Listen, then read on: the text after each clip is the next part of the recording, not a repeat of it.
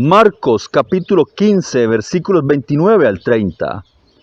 Tú que derribas el templo de Dios y en 3 días lo reedificas, sálvate a ti mismo y desciende de la cruz. Aquí vemos una expresión más de abuso que los líderes judíos lanzaron contra Jesús mientras estaba suspendido en la cruz. Se referían a su enseñanza en el templo, y esas palabras merecen que meditemos hoy en ellas. El punto de comienzo es la actitud respetuosa de nuestro Señor hacia el templo como casa de Dios. Por supuesto, Él conocía la historia de Israel. Estaba familiarizado con la secuencia de acontecimientos desde el tabernáculo en el desierto, el primer templo construido por Salomón, el segundo templo que comenzó a construirse después del exilio en Babilonia, hasta el templo de Herodes, que todavía estaba en proceso de construcción en aquellos días.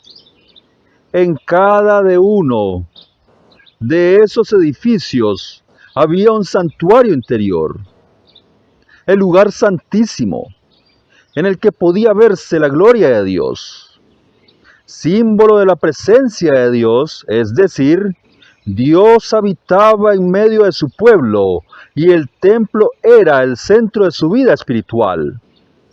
Pero Jesús quedó pasmado ante la profanación de sus contemporáneos hacia el templo.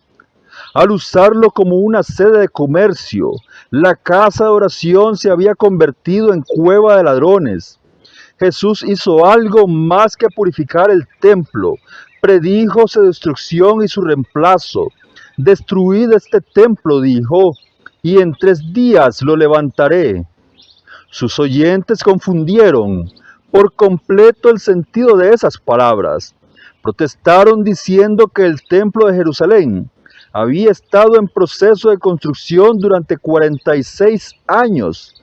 ¿Cómo pretendía él reconstruirlo en 3 días?